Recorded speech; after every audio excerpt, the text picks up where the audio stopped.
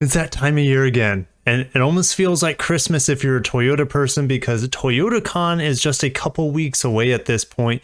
Well, it's actually called HQ Confidential 2022, but I've been calling it ToyotaCon for 2 years now, since the inception of the first annual ToyotaCon. And it's going to be a continuing thing every single summer. First week of June, maybe last week of May, we'll have a continual, like, big celebration of new Toyota Lexus vehicles. And they've been kicking it off like early. We're getting like pre-party celebrations going on. And this week we've had the Highlander refresh. We had the Super Manual just before that as well. We had the Venza updates slash kind of like a mild refresh. We got the Lexus UX refresh as well.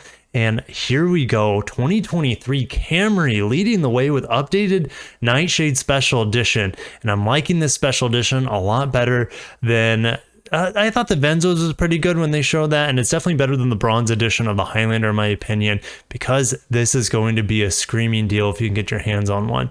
All right, so let's talk about the updates to this vehicle for this special edition. Well, it's getting these 19-inch matte bronze finished wheels. Guys, this is on an SE. This is like base level, essentially, one of the lower tiers of the Camry, and you're getting 19-inch beautiful bronze wheels. I wasn't really feeling these wheels, or should I say the bronze coated wheels on the Highlander. These look like the TRD wheels, just with a different coating. I'm all for that, and this is at a lower price point. So Nightshade is available in SE grade front wheel drive, SE grade all-wheel drive, SE grade hybrid as well. And by the way, hybrids are front wheel drive only. We don't have all-wheel drive setups on the hybrids here, at least not yet. Probably with like a new generation of Camry hybrid. Anyways, new Reservoir Blue. Guys, look at this blue.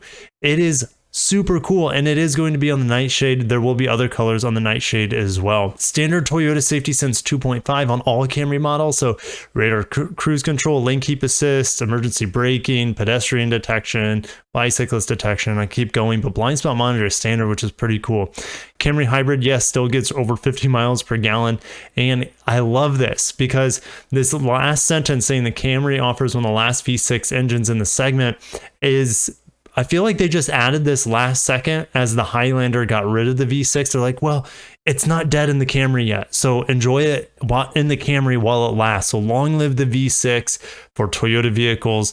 Long live the V6 in the Camry as long as possible. I think it would hurt me more if the Camry was taken, if the V6 was taken from the Camry than if the V6 was taken from the Highlander. So, but it still sucks either way. Here's the crazy fact. 20 straight years, it's been America's #1 mid-size selling sedan. So Honda Accord, you've been playing second fiddle for a long time now. If you want the Nightshade without that really cool Reservoir Blue, you can get it in midnight black as well as white. And the grille is blacked out with blacked out mesh.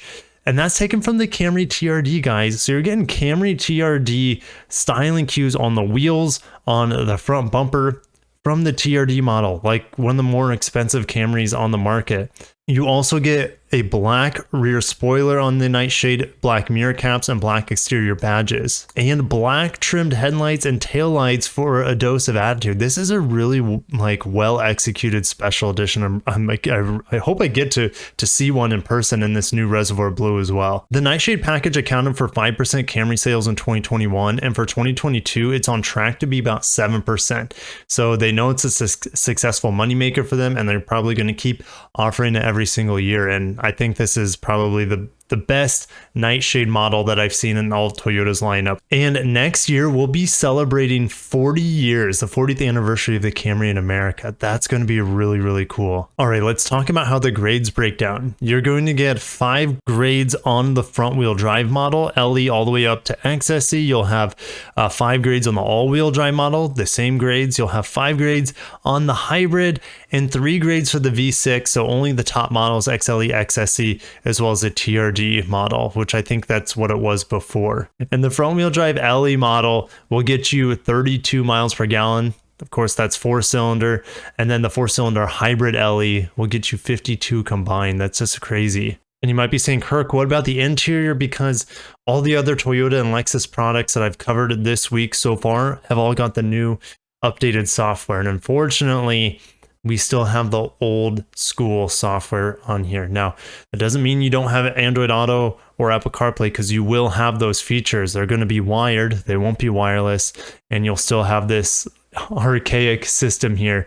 Yes, it has Bluetooth. So if you want wireless something, of course you can have Bluetooth. Luckily, we still have volume knob and a tuning knob, which I love that feature. And we also have dual climate control knobs here. So extremely functional interior, and I don't really mind the old system. It's just that the new system's so much better and available on other models. It's kind of tough to still see it here, as everything else in the lineup is getting some big updates. But you got to keep in mind the Camry also got a refresh. Was it last year? And it was not that big of a refresh. It was very, very minor, if I remember correctly. I believe it was 2018, the TNGA K-based Camry came out, 1920. So 2021 was the refresh, 2022, 2023 model year. So for 2024 model year, in theory, we could be seeing a redesign for the Camry. So what do you think we'll see? Well, I think the writing, I hope the writing's on the wall, but I think they're saying, hey, this might be the last year the V6 is in it.